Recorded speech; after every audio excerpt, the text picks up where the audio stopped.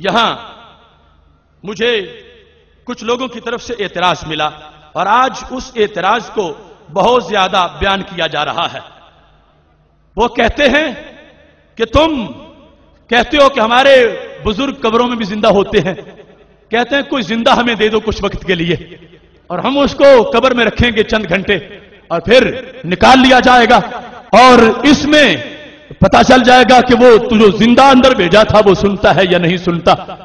تو میں نے پچھلے سیمینار میں بھی اس چیز کی یہ وضاحت کی تھی کہ کچھ لوگوں نے دین کو سمجھا ہی نہیں اور وہ یہ جانتے ہی نہیں کہ دنیا کے احکام اور ہیں اور برزخ کے احکام اور ہیں، ان کو اس سلسلہ میں خبر ہی نہیں۔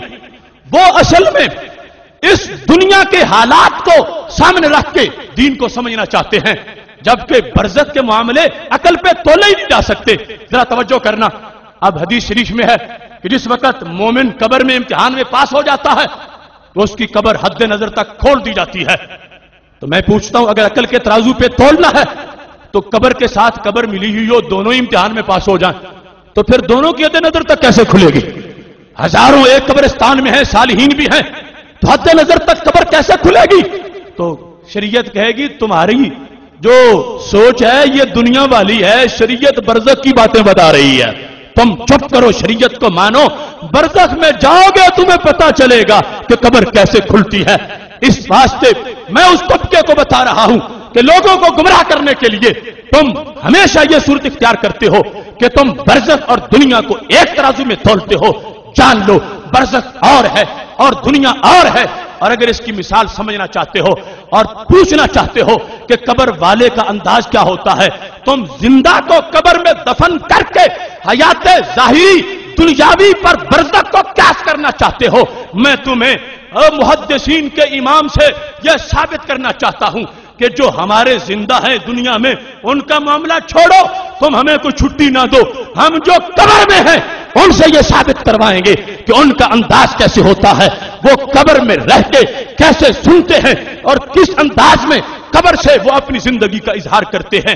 یہ کتاب الثقات ہے جس میں سیکا راویوں کا ذکر ہے، یہ امام ابن حبان کا وہ مجموعہ ہے کہ جس کی جلدوں کو دیکھ کر حدیث کا معیار معین کیا جاتا ہے، حدیث کمزور ہے یا صحیح ہے، اس کے راویوں کی جو پوزیشن ہے ان کتابوں سے، یہ کتاب الثقات جیسی کتابوں سے معین ہوتی ہے۔ اس کتاب کے اندر جلد نمبر 2 پر صفحہ نمبر 32 پر حضرت احبان بن سیفی ان کا ذکر ہے۔ یہ حضرت احبان بن سیفی کون ہے؟ یہ 14ویں 15ویں صدی کے نہیں، یہ بڑے پرانے ہیں۔ کون؟ یہ حضرت ابو ذر غفاری رضی اللہ تعالیٰ عنہ کے بھانجے ہیں، یہ حضرت ابو ذر غفاری کے شاگرد ہیں۔ یہ احبان بن سیفی حضرت ابو ذر رضی اللہ تعالیٰ عنہ سے روایت کرتے ہیں، اور ان کا انداز کیا ہے؟ یہ بصرہ میں رہتے تھے اور بڑے زاہد و عابد تھے، بڑے پرہیزگار تھے۔ انہوں نے موت کے وقت یہ وصیت کی تھی، اوصى عند موته، کہ وصیت تھی اللہ یکفنا فی قمیص مخیط، کہ مجھے سلائی شدہ قمیص میں دفن مت کرنا، مجھے سلی ہوئی قمیص مت پہنانا۔ آج یہ لوگ کہتے ہیں قمیص تم نے خود اتاری، قبر میں تم نے خود اتارا، وہ خود نہیں اترے، قمیص خود اتار نہیں سکی، قبر میں پہنچے تو تم نے مشکل کشا مان لیے، قبر میں پہنچے تم نے حاجت روا مان لیے۔ میں کہتا ہوں یہ سند کے ساتھ صحابہ کے شاگرد کا انداز پیش کر رہا ہوں، کتاب مجنون لیلا کی داستان کی نہیں، یہ نقد الرجال کے امام ابن حبان کا یہ مجموعہ جس کے ذریعے سے حدیثیں تولی جاتی ہیں، سندیں چیک کی جاتی ہیں، اس کے اندر ایک عظیم محدث، ایک عظیم ولی کا ذکر ان کے شاگرد جس انداز میں کرتے ہیں وہ تمہارے سامنے پیش کر رہا ہوں۔ جب وقت وصال آیا حضرت احبان کا، انہوں نے کہا مجھے سلی ہوئی قمیص مت پہنانا۔ پہلے اس لیے وصیت کی کہ کوئی ایسا مسئلہ چل رہا تھا، کچھ لوگ مصر تھے کہ ہم نے پہنانی ہے، یہ کہتے تھے مجھے مت پہنانا، وصیت کر کے دنیا سے چلے گئے۔ تو کیا ہوا؟ فَكُفِّنَا فِي قَمِيصٍ، پیچھے وہ پارٹی غالب آ گئی انہوں نے کہا شیخ جو کچھ کہہ کے گئے ہیں ٹھیک ہے، مگر ہم تو قمیص ہی پہنائیں گے، ہم نے جو کہا ہے سوچا ہے، ہم نے بنوا کے رکھی ہے، ہم نے قمیص پہنانی ہی پہنانی ہے۔ اب جو کہتے تھے کہ شیخ کی وصیت کو پیش نظر رکھو وہ مغلوب ہو گئے، قمیص پہنانے والے غالب ہو گئے۔ اوبان سیفی کو قمیص پہنائی گئی، روح نکل گئی ہے، جنازہ ہو گیا ہے، قبر میں دفن کر دیا گیا ہے۔ فلما رجعوا من دفنہ، جبکہ ان کے رشتہ دار ان کو دفن کر کے گھروں کی طرف واپس لوٹے تو کیا ہوا؟ کہتے ہیں داخلوا دارہ، ان کے گھر، ان کے کمرہ خاص میں داخل ہوئے، فَإِذَا الْقَمِيصُ الَّذِي كَفَّنُوهُ فِيهِ مَوْضُوعٌ فِي الْبَيْتِ، وہ قمیص جو ان کو کفن میں پہنائی تھی ان کے گھر لٹکی ہوئی نظر آ رہی تھی۔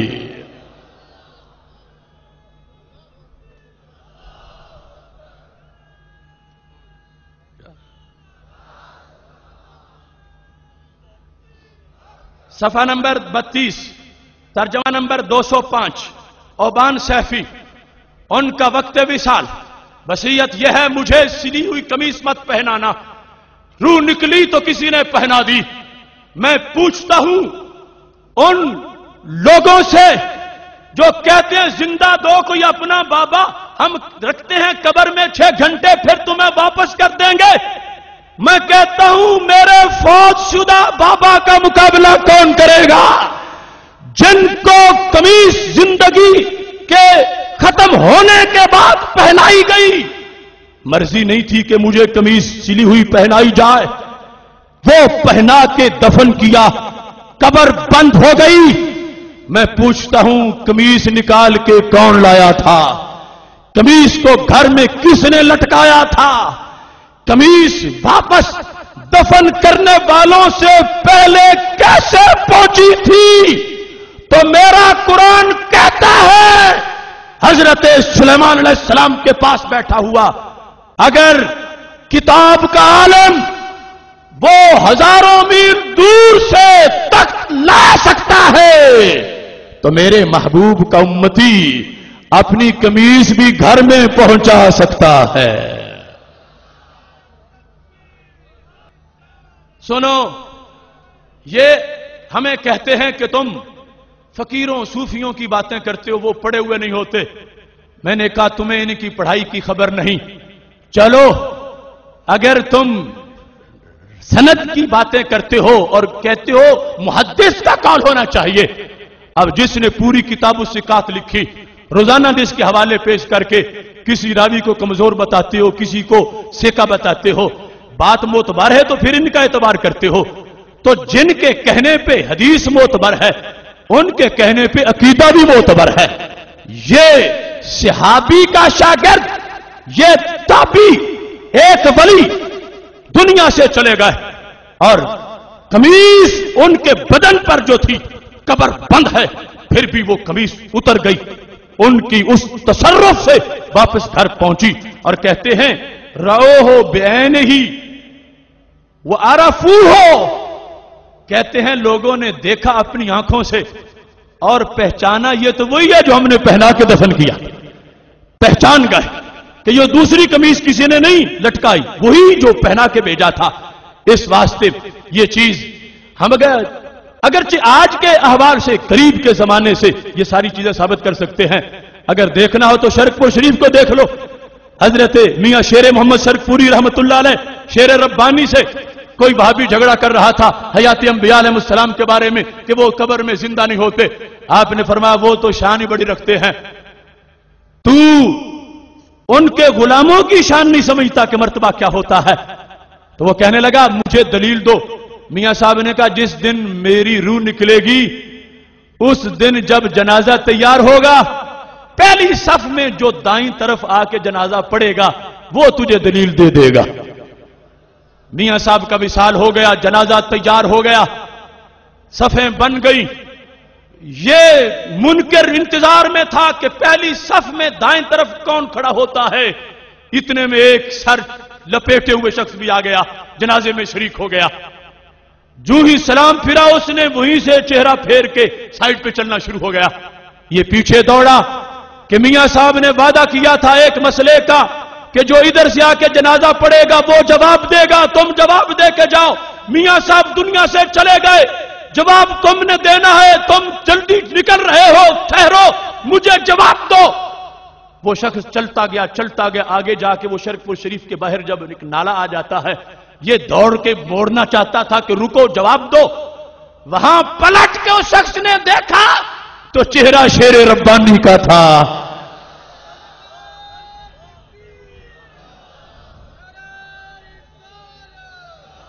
تو اس کو پتا چلا کہ جنازہ جن کا ہے وہ بھی شیر ربانی ہے, پڑھنے والے بھی شیر ربانی ہیں.